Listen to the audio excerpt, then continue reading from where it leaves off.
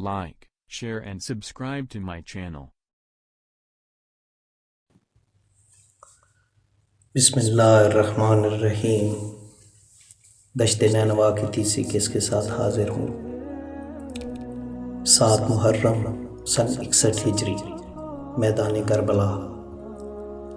Yazidi लश्कर ने नहर फरात पर कब्ज़ा कर लिया और इमाम हुसैन और आपके तमाम असहाब के लिए पानी बंद कर दिया गया। ये जुल्म की इब्तदा थी। उसके बाद ये सिलसिला 9 मुहर्रम तक रहा और 9 मुहर्रम को ऐलान जंग किया गया। तब मौला हुसैन ने हज़रत अब्बास लमदार से फरमाया कि अब्बास, आप जाइए और एक रात की मोहलत लेके आइए ताकि हम अपने अधूरे काम निपटा सके और इबादत इलाहिया में वक्त सर्फ कर सके। एक रात की मोहलत मिली। मौला हुसैन ने नमाज इशा के बाद अपने असहाब को जमा किया और फरमाया कि ऐ मेरे प्यारो, ये लोग जो जमा हैं मेरे खून के प्यासे हैं। इनका सिर्फ और सिर्फ मकसद मेरी ज़ात तक है। मुझसे बैयत तलब कर रहे हैं, जो कि नामुमकिन सी बात है। मुझ जैसा उस जैसी की बैयत नहीं कर सकता, लिहाजा ये मुझे कत्ल करके छोड़ेंगे। आप लोगों के साथ इनकी कोई दुश्मनी नहीं।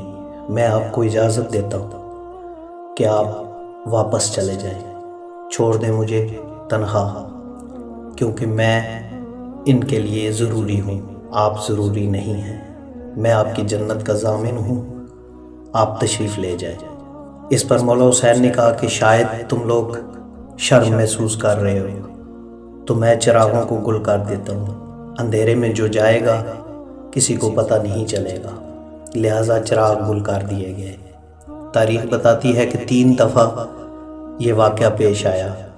चिराग गुल किए गए, फिर जलाए गए, लेकिन तीसरी दफ़ा जब चिराग गुल करने के बाद जलाए गए तो उस वक्त असहाब हुसैनी की ये पोजीशन थी कि उनकी तलवारें उनकी गर्दनों पर थीं और उन्होंने कहा कि ऐ पाक मौला, हम लोग यहाँ पे हाजिर हैं। अगर आपने ज़्यादा इसरार किया जाने पर तो हम तलवारों से अपने सर को काट के आपके कदमों में रख देंगे, लेकिन यहाँ से कतन नहीं जाएंगे। मौला हुसैन ने रोक के फरमाया, मुझे नाज है तुम जैसे साथियों पर, क्योंकि तुम जैसे साथी ना मेरे नाना को मिले, ना मेरे बाबा को, और ना ही मेरे भाई हसन को मिले। तुम पर खुदा की ज़ात, मेरे रसूल करीम और मेरे बाबा अली नाज करते हैं। आफरीन है तुम पर। ठीक है, तुमने फैसला कर लिया है। फजर के वक्त शहजाद अली अकबर को कहा गया कि अज़ान फजर दी जाए। क़यामत का समा था। अज़ान हुई, शब अशूर का इख्तिताम हुआ, 10 मुहर्रम की सहर हुई। फौज यजीद में तबले जंग बजा दिया गया। असहाब हुसैनी बारी बारी मैदान जंग की तरफ रवाना हुए, जिनमें जनाब हुर, जनाब हबीब इब्न मुज़ाहिर, जनाब ज़ुहैर इब्न कैन, जनाब जौन और जनाब वहाब कल्बी जैसे मौला हुसैन के असहाब मैदान जंग में जाते, शहादत के रुतबे पे फायज हो जाते। ज़ोहर तक ये सिलसिला जारी रहा। जंग जारी थी। मौला हुसैन के साहबी, उसके बाद जवाना ने बनु हाशिम, जिनमें शहज़ाद अली कासिम, शहज़ाद अली अकबर, शहज़ादा यौन मोहम्मद अपनी बहादुरी के जौहर दिखाते हुए शहादत पाते हैं। उसके बाद मौला अब्बास मौला हुसैन के रूबरू आके फरमाते हैं कि ऐ मौला, मुझे इजाज़त दीजिए, मेरा सीना तंग हो चुका है।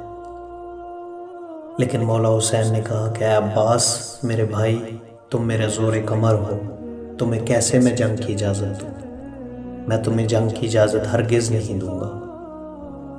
हाँ, इतना करो कि प्यासों की प्यास बुझाना है, उनके लिए पानी ले आओ। मौला अब्बास नहर के किनारे जाते हैं آپ کے رعب سے دشمنوں سے نہر کا کنارہ خالی ہو گیا۔ مولا نے اپنی مشق کو پانی سے بھرا، بس میں تھا کہ پانی پیتے، لیکن نہیں پیا۔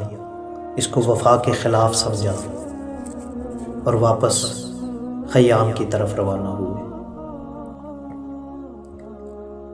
لیکن رستے میں ظالموں نے ایک جم غفیر کی صورت میں حملہ کیا۔ کوئی تیر مار رہا ہے، کوئی نیزہ مار رہا ہے، کوئی تلوار سے ضرب لگا رہا ہے۔ مشکیزے پر تیر لگنے سے پانی بہہ گیا، تلواروں کے زخموں سے بازو کٹ گئے۔ آخر ایک ظالم نے گرز مارا، جس سے مولا عباس زین سے زمین پر تشریف لائے۔ جب مولا حسین نے دیکھا کہ عباس میدان جنگ میں گر چکے ہیں تو مولا پہنچے۔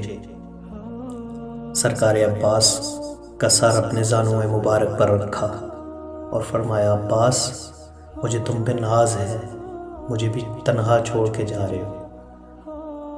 مولا عباس نے فرمایا، یا مولا میری لاش کو خیام میں مت لے جانا، مجھے ان پیاسے بچوں سے شرم آتی ہے، مجھے سکینہ سے شرم آتی ہے۔ بس یہ الفاظ ادا کر کے مولا اپنے خالق حقیقی سے جا ملے۔ مولا کا خیام میں آنا، علم کو دیکھ کر بچوں کی ان کی آس ٹوٹ گئی۔ بہت سے بچے اشکا کے زمین پہ گرے اور ان میں سے بہت سو کو اجل نے آ لیا۔ مولا عباس چلے گئے، علی اکبر چلے گئے، قاسم چلے گئے، حتیٰ کہ مہمان چلے گئے، دوست چلے گئے، بھائی چلے گئے، رہ گیا تنہا حسین۔ سوچا کہ شہزادہ علی اصغر کو لے جاؤں، شاید اس کی پیاس بجھانے کے لیے پانی دے دے۔ شہزادے کو اٹھاتے ہیں، میدان میں آتے ہیں اور لشکر سے مخاطب ہو کے کہتے ہیں، تمہاری دشمنی میرے ساتھ ہے، اس معصوم کا کیا قصور ہے؟ ایک گھونٹ پانی کی طلب ہے اس کو، اگر تم چاہو تو اس کی پیاس بجھا سکتے ہو۔ عمر سعد نے حرملہ ملعون کو اشارہ کیا کہ اس قصے کو تمام کرو ورنہ بغاوت ہونے کا ڈر ہے۔ حرملہ نے وہ تیر اٹھایا جو کہ جانوروں کو مارا جاتا ہے، کمان میں رکھا اور شہزادے پر وار کر دیا۔ اس تیر سے شہزادہ علی اصغر کا گلا چیرتا ہوا مولا حسین کے بازو میں پیوست ہوتا ہے، اور اس طرح شہزادہ علی اصغر بھی اپنے خالق حقیقی سے جا ملتے ہیں۔ مولا ان کی لاش کو لاتے ہیں، خیام سے پیچھے ایک چھوٹی سی قبر بناتے ہیں اور اس میں شہزادے کو دفنا دیتے ہیں۔ اس موقع پر میر انیس صاحب کا ایک شعر کہ ننھی سی قبر کھود کے اصغر کو گاڑ کے، شبیر اٹھ کھڑے ہوئے دامن کو جھاڑ کے۔ مولا حسین خیام سے رخصت ہوتے ہیں، میدان جنگ میں آتے ہیں اور ایک دفعہ تلوار کو نیام سے نکال کر لشکر یزید پہ حملہ آور ہوتے ہیں۔ علی کا دور یاد آنے لگا لوگوں کو، اور فوج یزید ہٹتے ہٹتے، کٹتے کٹتے، ٹکڑوں میں بٹتے بٹتے اپنی سرحدوں سے جا لگی۔ لیکن ہاتف غیبی کی آواز آئی، بس حسین بس۔ مولا حسین نے اپنی تلوار کو میان میں رکھا اور اپنے سر کو جھکا لیا۔ پھر نہ کوئی پتھر رہا، نہ کوئی تیر رہا، نہ کوئی تلوار، نہ کوئی نیزہ، نہ کوئی بھالا، حتیٰ کہ ریت کے ذرے بھی مولا کے اوپر پھینکے گئے۔ تیروں، تلواروں، برچھیوں سے مولا پر حملہ کیا گیا۔ 1900 زخم تنے چاک چاک پر لگے۔ مولا اپنے آخری مقام پہ پہنچتے ہیں اور خدا کے حضور شکرانے کا سجدے میں سر رکھتے ہیں اور عرض کرتے ہیں کہ اے اللہ، میرے لیے کچھ اور حکم، حسین کچھ اور کر سکتا ہے تو بتا۔ آواز آئی کہ نہیں حسین، بس میری طرف لوٹ کے آ جاؤ، بس حسین بس۔ مولا حسین سجدے میں ہے اور شمر لعین ہنستا ہوا مولا حسین کے قریب آتا ہے، مولا کی زلفوں کو اپنے ہاتھوں میں پکڑتا ہے اور 13 ضربوں سے مولا کا سر تن پاک سے جدا کرتا ہے۔ یہ کوئی آخری ستم نہ تھا حسین پر۔ اس کے بعد لاشوں کی پامالی، مولا حسین کی انگوٹھی لوٹنے کے لیے انگلی کاٹ لی گئی، بدن سے عبا اتار لی گئی۔ ظلم کی حد یہاں بھی نہ ہوئی اور رخ کیا فوج نے خیام کی طرف۔ یتیموں، بیواؤں، بے آسراؤں کے خیموں کو لوٹا گیا، اسباب لوٹ لیے گئے، چادریں لوٹ لی گئیں۔ اس کے بعد خیام کو آگ لگا دی گئی۔ جلتے ہوئے خیام سے جناب زینب نے امام سجاد اٹھا کے آگ سے باہر نکلی۔ چلتے ہوئے خیام تھے اور حسینی کاروان تھا۔ رات کا اندھیرا پھیل گیا اور میری پاک بی بی شریکت الحسین بی بی پہرے دیتی رہی۔ انا للہ و انا الیہ راجعون۔ دشت نینوا کا سلسلہ جاری ہے، انشاءاللہ چوتھی قسط میں آگے کے واقعات بیان ہوں گے۔ تب تک کے لیے اجازت چاہتا ہوں۔ اللہم صلی علی محمد و آل محمد وعجل فرجہم۔